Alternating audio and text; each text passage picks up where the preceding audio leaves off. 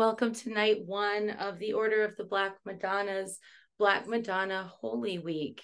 We do this every year. There are videos from 2021, 2022, and I think this is our third, maybe even our fourth year of doing Black Madonna Holy Week. And we follow the ceremonial outline that we use for our monthly ceremony. And if you are just coming to these ceremonies or watching this for the first time now, and you'd like to come to our monthly ceremonies, you're always welcome. We meet typically on the fourth Wednesday of the month at 7 p.m. Pacific time. But tonight, if you'd like to participate along at home, you're welcomed to get a candle. If you'd like, you can burn some incense. I know not everyone likes that.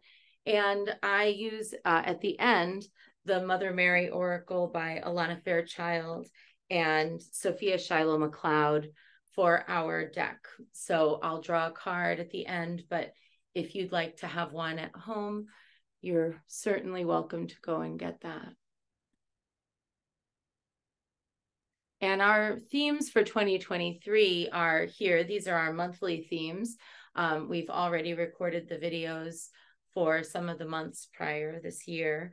This this time, our Black Madonna Holy Week actually focuses on 5 different Madonnas that we've not explored before, and they're not on this list, so I'm going to just read them off. Tonight, we're with Our Lady of Oirschot from the Netherlands. Tomorrow will be Our Lady of Cardigan from Wales. Wednesday, Our Lady of Châtillon-sur-Seine from France. Thursday, the Black Virgin of Meymac. And Friday, Nuestra Señora de Caridad del Cobre. And we accept petitions in the moment during the ceremony, but people are also welcome to send them in via the orderoftheblackmadonna.com website. And we honor everyone's privacy. We delete all petitions after we've lifted them.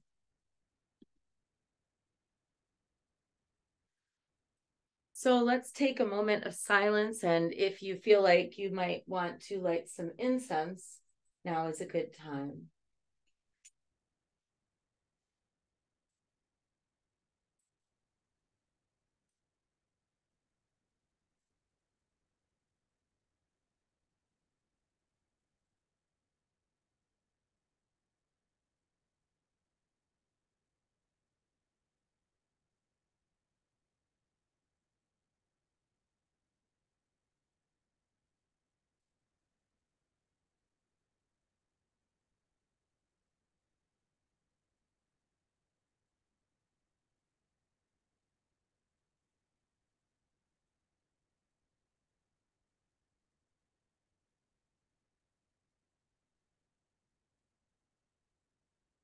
And we're going to call in the quarters with these callings by Priestess Lenny. At the edge of space, we cast our circle, Ave Tenebros Clara. To the east, Ave Hodegetria, she who shows the way. Dark Mother, we call to you. Black Madonna of Czestochowa, shine your guiding light and be with us. Ave. At the south, Rosa Mystica, Dark Mother, we call to you. Virgen Santísima de Guadalupe, glow your radiant grace and be with us. Ave. At the west, Stella Maris, Star of the Sea, Dark Mother, we call to you. Sainte Marie de la Mer, pour out your mercy and be with us. Ave. And at the north, Sedis Sapientia, O throne of wisdom, Dark Mother, we call to you. Black Madonna of Montserrat, stand as our mountain sanctuary against the storms of a troubled world. Ave.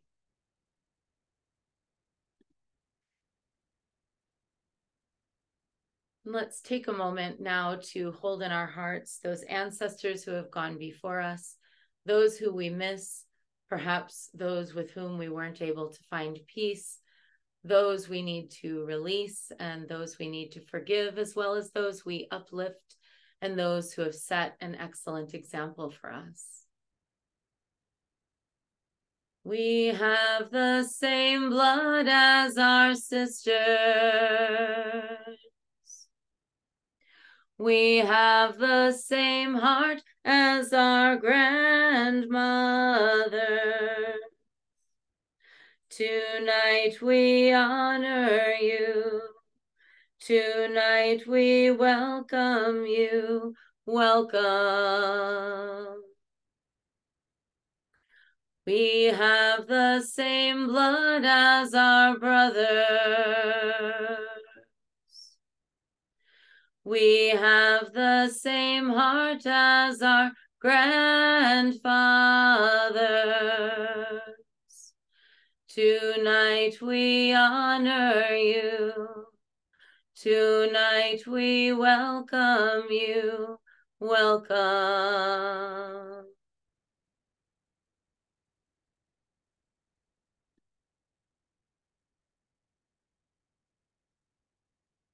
Take a moment now, and if you have a candle there, you want to light it with our candle lighting prayer. Great Mother, by the power of this candle flame, may I live well to honor your name. By the light of this candle flame, may I be merciful and receive the same. By earth below and stars above, may I walk gently with grace and love. By starry sky and shining sea, I trust in you. Watch over me.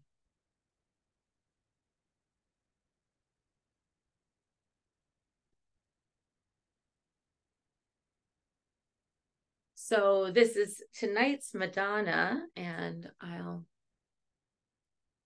just open my window a little bit here. Let's see. I think I just have to stay this way. All right, so tonight's Madonna is Our Lady of Oirschot, or Our Lady of the Holy Oak. She's Our Lady of Consolation of the dejected or oppressed, and Our Lady, the Wealth of Joys. In Oirschot, in the Netherlands, she's kept in St. Peter's Basilica, and there's also a replica kept about 3 kilometers outside of the town. And I'm getting my information this week from the wonderful Interfaith Mary website, highly recommended, for a wonderful assemblage of original photos of many of these Madonnas, as well as the history of them. And the wooden one was found in 1406 AD. And the image that is depicted on the website, which if you go look her up, you'll see this is an image of the replica, not the original.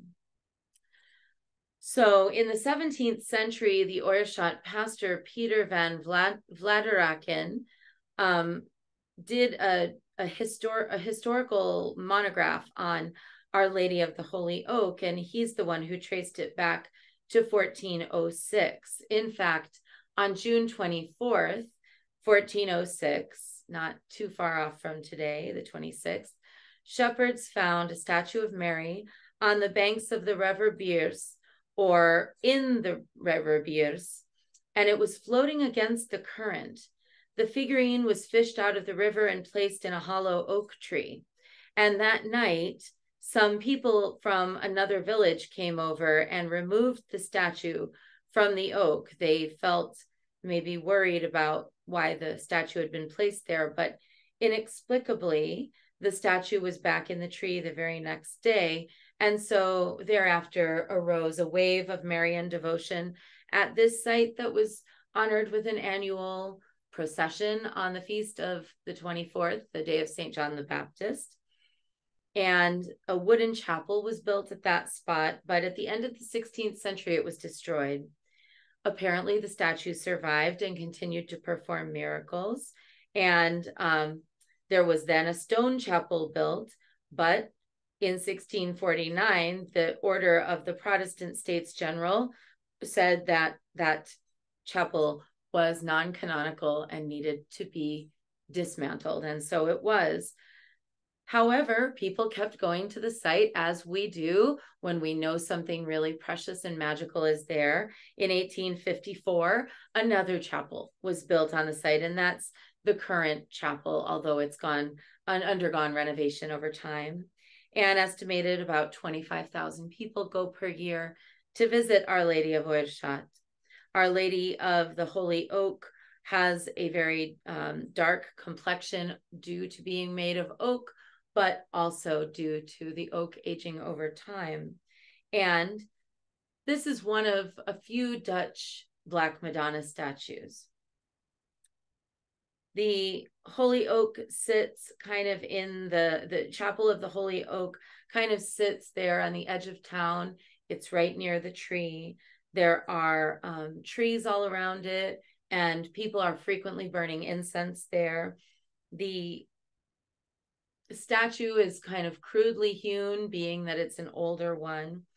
And the Lady of the Holy Oak has an interesting, the Netherlands actually has a very interesting kind of syncretism with Santísima Muerte, the folk saint of Mexico. Both of them are called Our Lady of the Good Death. And people will go to this Black Madonna in the Netherlands to pray for a good death, to pray for an easy death, the same way that people in Mexico will go to the shrines of Santísima Muerte and also to the shrine of Guadalupe. But Guadalupe doesn't share that same moniker, Our Lady of the Good Death. Often there is bones or ashes on their altars here at this shrine, although people are supposed to ask before depositing any cremains or remains at the site. But most often they don't, and they just bring them there as they would have done in ancient times. And people who tend over this site are generally volunteers who have put a lot of love into it. So the history all around this place is very kind of interesting historical kind of trajectory for the Netherlands. Originally, it's believed that this site, this particular oak was worshipped, or another tree that was then hewn into a plank was worshipped. And this, of course, reminds us of some of the pre-Hellenic Greek sacred sites where we read of the deities such as Hera and Artemis, worshipped first, and also Aphrodite of Aphrodisias, worshipped first as a plank of wood or a trunk of a tree that had been hewn and set in the sanctuary, potentially a tree that had long been venerated, a living tree that had long been venerated, that was then chopped down or moved into the sanctuary to preserve the worship. And there are a number of trees around the site that have interesting burl formations, and some of these are attributed to miracles of the Virgin.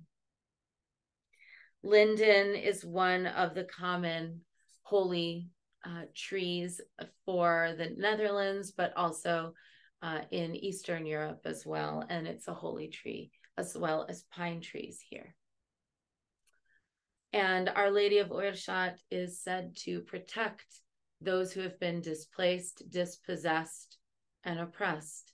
And I think that her worship and her veneration arising around the 1400s may have been in response to the people feeling unhappy with what the some of the Netherlands explorers did in terms of going to foreign lands, enslaving people, conquering, colonizing. And so we don't know what the motivation was for why this particular statue was placed in this particular oak, but if it's anything like the Crusades or like the slave trade, what we know is that there were people who were practicing their own religion and their own veneration. And someone came in and told them it should be otherwise, someone who was part of a greater political agenda. So we lift our prayers tonight to Our Lady of Oirschot, and I will just now pause our recording so that we can actually share.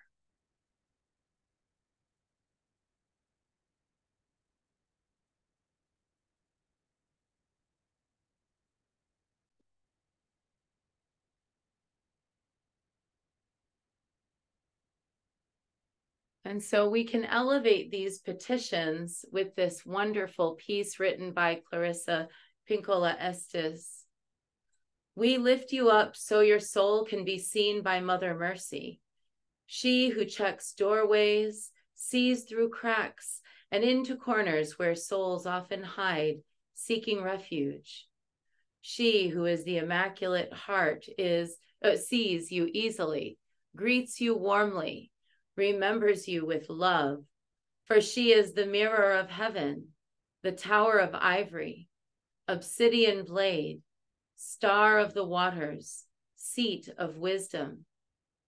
We lift you up so Blessed Mother can see all that you need now in order to bring goodness and contentment, healing and health, understanding and love to you and your beloveds in every possible way, and especially may all these be given to you in ways you can most easily see and understand, and in ways you can put to immediate good use. We lift you up because you were knitted up in your earthly mother's womb by one greater, not only born already blessed, but also born as a blessing on all of us. Do not forget this, for we have not forgotten you, and neither and never has your greater mother. Let you walk now forward into this day, both deeply blessed and blessing others with the magnitude of our Holy Mother's love. Amen.